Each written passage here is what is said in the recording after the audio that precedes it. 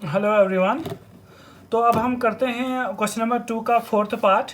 तो given conditions में हमारे पास Meena went to a bank to withdraw ₹2000। तो यहाँ पर हमारे पास मीना है जो जा रही है बैंक पर कितने रुपीस निकालने के लिए 2000।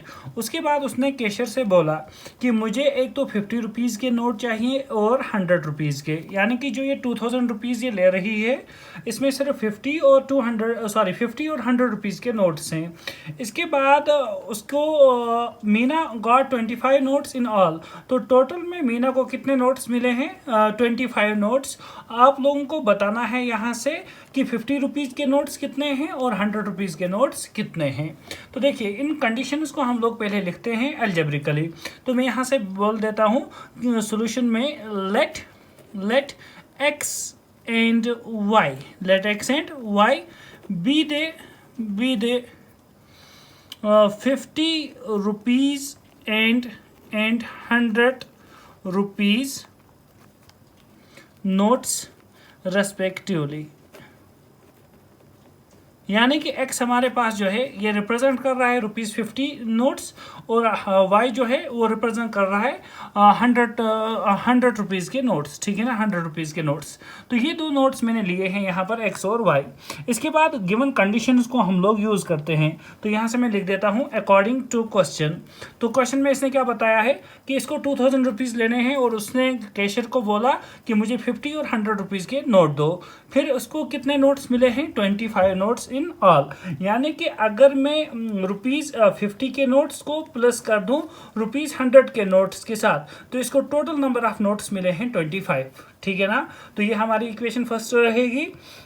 इसके बाद हम लोग क्या बोलेंगे, इसके बाद इसको कितने पैसे निकालने थे? तो इसको 2000 रुपीज़ निकालने हैं। तो अब मैं क्या करूँगा, 50 रुपीज़ के नोट्स को, यानी कि मैं बोल रहा हूँ x number of 50 rupees notes इसने लिए और y number of 100 rupees notes इसने लिए। ठीक है ना। मुझे नहीं पता कितने हैं, यानी कि इसको 100 के साथ मल्टीप्लाई किया और 50 को हम लोगों ने x नंबर ऑफ नोट्स के साथ मल्टीप्लाई किया। तो टोटल में इसको कितने रुपीज़ मिले? 2000 रुपीज़। आप लोगों को मैं ऐसे समझा देता हूँ कि सपोज आप लोग गए बैंक पर और आप लोगों को लेने हैं कुछ रुपीज़। ठीक है ना। मैंने बताया आपने लिए हैं 50 रुपीज़ के 5 नोट्स। ठीक है ना, 5 नोट्स और 100 रुपीज़ के आप लोगों ने लिए हैं 2 नोट्स। तो टोटल में आपको कितना कैश मिला होगा? तो देखिए 50 को 5 से मल्टीप्लाई करेंगे तो बन गया 250, 100 को 2 के साथ मल्टीप्लाई करेंगे तो वो बन गया 200 और टोटल में आप लोगों को मिला होगा 450 रुपीज़। ठीक है ना। इसीलिए मैंने यानी कि जो 50 रुपीज़ नोट हैं उनको नंबर ऑफ नोट्स के साथ मल्टीप्लाई किया। आप लोग देखें जो हमारे पास 50 रुपीज़ के नोट्स थे उनको नंबर ऑफ नोट्स के साथ मल्टीप्लाई किया तो हमारे पास टोटल कैश आ गया कि 50 रुपीज़ में हमें कितना कैश मिला है। इसी तरह 100 रुपीज़ में हमें कितना कैश मिला है। तो इन दो केसेस को मिलाकर हमारे पास टोटल कैश जो आया है दैट इज़ 2000 रुपीज़। इसके बाद इन इक्वेशंस को हम लोग सॉल्व करेंगे। तो यहाँ से हम लोग क्या कर सकते हैं, अगर मैं यहाँ से 50 को कॉमन ले लूँ तो यहाँ पर क्या आ जाएगा 50। अभी मैं इसको इक्वेशन सेकंड नहीं रखता हूँ तो ये क्या बन जाएगा x + 2y = 2000। ठीक है ना। इसके बाद हम लोग यहाँ से क्या कर सकते हैं, देखिए इस 50 को यहाँ शिफ्ट कर दें तो आपके पास बनेगा x + 2y = 2000 डिवाइडेड बाई 50। अब यहाँ से 0 and 0 विल गेट कैंसल, 5 1 5, 5 4 20, तो आपके पास रहा 40 ये वाला। ठीक है ना। तो x + y 2y किसके इक्वल आ गया? 40 के इक्वल। 5 1 5, 5 4 20, 0 as it is. ठीक है ना। तो ये हमारी इक्वेशन सेकेंड रहेगी। इसके बाद हम लोग क्या करेंगे, इसके बाद हम लोग इन इक्वेशंस का सॉल्यूशन फाइंड करते हैं। तो देखिए ये भी x है, ये भी x है हमारे पास। तो यहाँ पर हम लोग क्या करेंगे, यहाँ पर हम लोग सब्ट्रैक्शन करेंगे। तो मैं लिख देता हूँ subtract equation second from first. ठीक है ना। तो यहाँ से क्या आ जाएगा, फर्स्ट इक्वेशन को लिख देंगे तो x + y = 25। फिर सेकेंड इक्वेशन लिखेंगे x + 2y = 40। तो सब्ट्रैक्शन कर देंगे यहाँ से हम लोग। देखिए ये प्लस है तो माइनस बनेगा, ये प्लस है तो माइनस बनेगा, ये प्लस है तो माइनस बनेगा। बन जाएगा, x and x will get cancel.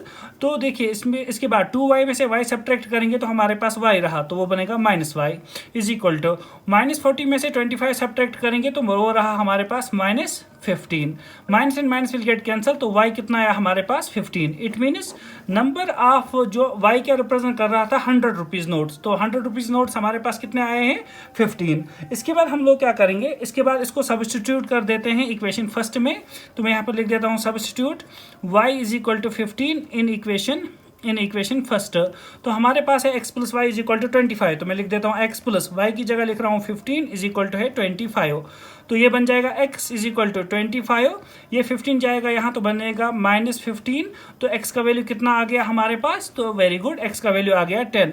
It means मैं बता सकता हूँ यहाँ से देयरफॉर जो मीना है मैं यहाँ पर लिख देता हूँ, मीना विल गेट या मीना रिसीव्ड, ठीक है ना, मीना रिसीव्ड कितने यहाँ पर 10 नोट्स ऑफ रुपीज़ 50 एंड कितने हैं 15 नोट्स ऑफ रुपीज़ 100, ठीक है ना, क्योंकि y रिप्रेजेंट कर रहा है 100 को। तो यहाँ से आप लोग देखें 50 के इसको कितने नोट्स मिले हैं, ये क्वेश्चन में इंक्लूड नहीं है, मैं आप लोगों को दिखा देता हूँ कि 2000 ही आंसर आएगा। तो आप लोग देखें 50 हमारे पास 10 नोट्स मिले हैं 50 के, तो मैं लिख देता हूँ 50 मल्टीप्लाइड बाई 10, और उसको मिले हैं 15 नोट्स 100 रुपीज़ के, ठीक है। तो यहाँ से आप लोग देखें 50 मल्टीप्लाई बाई 10 हुआ 500 और 15 मल्टीप्लाई बाई 100 हुआ हमारे पास 1500। तो टोटल में इसको कितने मिले हैं 2000 रुपीज़, ठीक है ना। तो आई होप आप लोगों को ये वाला पार्ट समझ में आया होगा। अब हम मूव करते हैं पार्ट नंबर 5 जो हमारा लास्ट पार्ट रहेगा इस वाले यूनिट का। तो इसमें गिवन कंडीशंस क्या हैं हमारे पास, एक हमारे पास लेंडिंग लाइब्रेरी है, ठीक है ना, यानी कि वो वाली लाइब्रेरी जो रेंट पर देती है बुक्स, ठीक है ना। उसके बाद इसने बताया है कि उसके 2 चार्जेस हैं, एक है फिक्स्ड चार्ज और हमारे पास दूसरा है additional charge for each day, यानी कि फिक्स्ड चार्ज है कितने डेज के लिए, fixed charge for the first 3 days, यानी कि अगर आप लोग 3 डेज के लिए कोई भी बुक लेते हैं तो आप लोगों को एक फिक्स्ड अमाउंट देना पड़ेगा।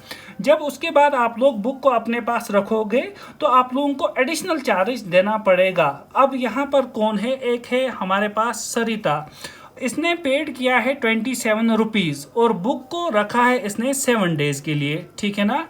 और दूसरा है हमारे पास शशि, इसने 21 रुपीज़ पेड किए हैं और बुक को रखा है 5 डेज के लिए। हमें बताना है फिक्स्ड चार्ज और हमें बताना है एक्स्ट्रा डे के लिए हम कितना चार्ज पे कर रहे हैं, बस ये बताना है। तो इसके लिए मैं यहाँ पर 2 वेरिएबल्स को चूज़ करता हूँ, एक हमारे पास रहेगा फिक्स्ड चार्ज और दूसरा रहेगा चार्ज पर डे। तो मैं सोल्यूशन में लिख देता हूँ late x be the fixed charge and y is the charge per day, ठीक है। बस ये हम लोगों ने लिया, एक तो फिक्स्ड चार्ज और दूसरा हमारे पास क्या है चार्ज पर डे। इसके बाद इसने क्या बताया है, यहाँ से हम लोग अब अकॉर्डिंग आते हैं क्वेश्चन पर। तो अब हमारे पास मैं लिख देता हूँ अकॉर्डिंग टू क्वेश्चन क्या है हमारे पास, देखिए फर्स्ट 3 डेज के लिए हम x देते हैं, तो मैं एक लिख देता हूँ x, यानी कि 3 डेज के लिए। इसने बताया है यहाँ पर जो हमारे पास सरिता है इसने बुक को रखा था 7 डेज के लिए, ठीक है ना। तो 7 डेज में इसने फिक्स्ड चार्ज दिया होगा, यानी कि x 3 डेज के लिए। अब हमारे पास कितने डेज बच गए, तो 7 में से 3 तो हो गए ऑलरेडी, अब इसमें बच गए 4, यानी कि 4 इसने एक्स्ट्रा डेज रखे हैं। तो प्लस में लिख देता हूँ 4y, यानी कि एक्स्ट्रा डेज के लिए हमारे पास कौन सा वेरिएबल है y। तो इज इक्वल टू कितने पैसे दिए हैं इसने 27, तो ये हमारी इक्वेशन फर्स्ट बन गई। एंड दूसरी इक्वेशन क्या बनेगी, शशि ने हमारे पास 5 डेज के लिए रखी थी बुक, तो 3 डेज के लिए x है, प्लस हमारे पास 2 डेज बच गए तो उसके लिए ये y चार्ज पे करेगी, इज इक्वल टू कितने दिया है इसने 21 रुपीज़। तो ये हमारे पास इक्वेशन सेकेंड आ गई। अब दोनों इक्वेशन से हमारे पास आप लोग देखें यहाँ पर x वेरिएबल सेम आ रहा है, तो इट मीन्स हम सब्ट्रैक्शन करेंगे, एक वेरिएबल कैंसिल हो जाएगा। तो यहाँ से मैं लिख देता हूँ subtract equation second from first. तो क्या हो जाएगा हमारे पास, आप लोग देखें, x plus 4y equals to 27। Second equation है x plus 2y equals to 21। तो सब्ट्रैक्शन करना है तो इट मीन्स पॉजिटिव वाले टर्म्स क्या बन जाएंगी हमारी, नेगेटिव। ठीक है, अब देखिए इसके बाद हमारा x and x will get cancel. यहाँ पर क्या रहा, 4y में से 2y निकालेंगे तो वहाँ रहा 2y इक्वल्स टू 27 में से 21 सब्ट्रैक्ट कर दें तो यहाँ पर हमारे पास बचा 6। तो y इज इक्वल टू 6, ये 2 कहाँ जाएगा, डिवाइड में, तो 2 1 2, 2 3 6। तो y का वैल्यू कितना आया, y का वैल्यू आया 3। तो इट मीन्स हमारे पास y कौन सा वेरिएबल था, चार्ज पर डे। तो अगर आप लोग एक बुक को ले रहे हैं, एक तो आप लोगों को फिक्स्ड चार्ज देना पड़ेगा। अब अगर आप एक्स्ट्राज डेज के लिए रख रहे हैं तो हर एक डे के लिए आप लोगों को 3 रुपीज पे करना पड़ेगा। अब देखिए दूसरा हम क्या करेंगे, यहाँ पर निकालते हैं x का वैल्यू। तो मैं लिख देता हूँ substitute y is equal to 3 in equation first. तो हमारे पास क्या आ जाएगा, देखिए यहाँ पर लिखा है x प्लस 4, y की जगह क्या लिखेंगे, 3 इज इक्वल टू 27। तो इट मीन्स x प्लस 4 3 से कितना हुआ, 12 इज इक्वल टू 27। तो यहाँ पर आ जाएगा x इज इक्वल टू 27, ये 12 जाएगा यहाँ तो -12। तो 27 माइनस 12 करेंगे तो हमारे पास कितना रहा, 7 माइनस 2 इज 5, 2 1 माइनस 1 कितना हुआ, 1। तो इट मीन्स हमारे पास जो फिक्स्ड चार्ज है पहले 3 दिन के लिए वो कितना है हमारे पास, 15 रुपीज़। तो यहाँ से मैं लिख देता हूँ therefore fixed charge is 15 rupees and charge for each additional day कितना होगा हमारे पास, ये देखिए charge for each additional day क्या है, y इज इक्वल टू 3। तो ₹3 में लिख देता हूँ। तो ये हमारे पास सोल्यूशन हो गया इस वाले क्वेश्चन का। तो आई होप आप लोगों को सारे क्वेश्चन अंडरस्टैंड हुए होंगे।